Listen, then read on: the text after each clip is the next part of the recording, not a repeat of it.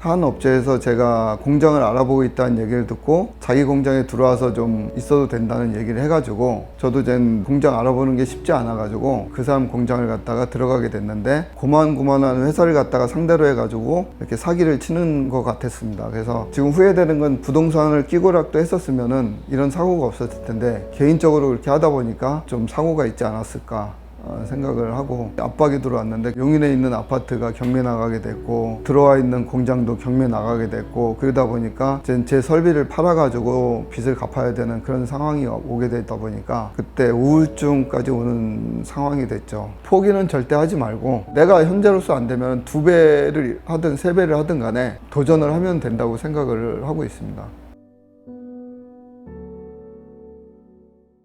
안녕하십니까. 인코테크 대표 곽일령입니다. 당사는 방산업체에 정밀 부품을 납품하고 있으며 자동차 부품을 생산, 가공하고 있는 엔지니어링 회사입니다. 저희는 2015년도 1월 달에 사업을 시작해 가지고 올해부터는 매출을 7억 목표로 하고 있고 내년에는 다른 거래처에서 저희한테 연 15억 정도 되는 거를 발주를 주기 전에 지금 미팅을 하고 있거든요. 그게 성사가 되면은 내년에는 더 성장할 수 있는 그런 장기 계획을 세우고 있습니다. 제가 99년도 내대에 입사를 했을 때는 회사에서는 계속해서 교육을 보내줬고 기술 교육을 받으면서 저도 계속 그 엔지니어의 꿈을 더 크게 갖게 됐습니다. 여기에 안주할 게 아니라 밖에서 뭔가 좀 새로운 걸 더 배워야 되지 않겠나 그런 생각을 하던 차에 제가 제품을 만들어서 시장에 내놓는 게 제가 꿈이었었거든요. 가공을 하고 설계를 하고 사출을 해가지고 사용하는 생활용품이라든가 그 주변에 있는 제품들을 직접 원스톱으로 해야 되겠다는 생각이 있었습니다. 그래서 따로 사업을 시작하는 계기가 됐죠. 맨 처음에 제가 마이크로텍이라는 회사를 운영을 했었는데요. 정밀 부품을 하겠다는 생각을 가지고 마이크로텍이라고 했고요. 매출은 13억에서 15억 정도 했었습니다. 그러던 차에 이제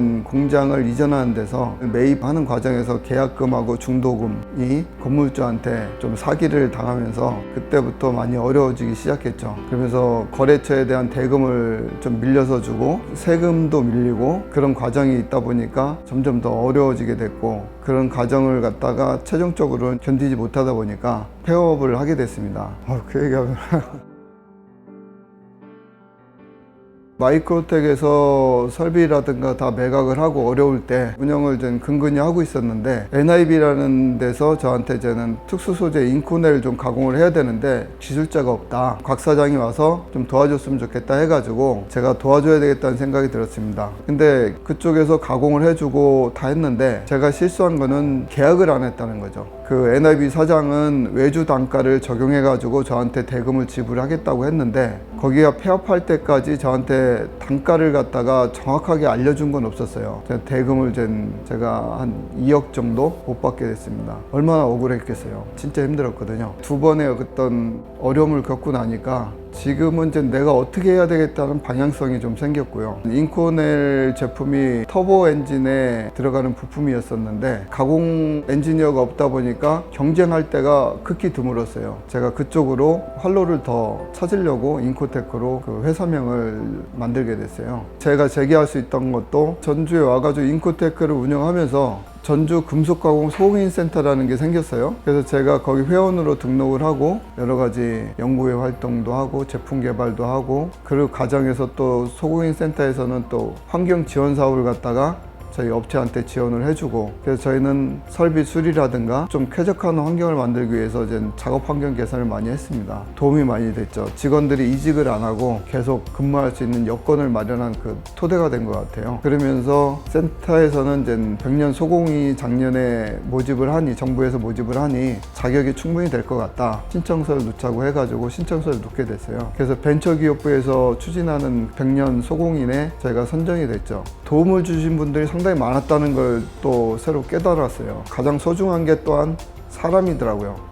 그 전에 지원했던 업체에서 안 쓰고 있는 설비가 있으니 가져다가 사업을 새로 시작을 해라. 자기가 공간을 안 쓰는 공간이 있는데 거기에서 전기료만 내고 공간을 좀 써라. 공구업체 사장님은 지금 갚지 말고 여유가 생겼을 때 공구값을 갚아라. 이렇게 좀 지금 와서 생각을 하면은 그 과정들이 제가 겪을 수 있는 과정이었었다고 생각을 하고 더 큰 꿈을 이룰 수 있다는 생각을 하고 있어요. 그래서 제자리에 있는 게 아니라 제가 끝없이 준비하고 실행하고 역경이 또 오더라도 또 그거를 극복할 수 있다는 그런 자신감이 있고, 작은 회사에서 지금같이 이제 어려운 시국에 그 지역사회에 도움이 되고 싶고 글로벌 회사로 성장시키고 싶은 그런 생각이 있습니다.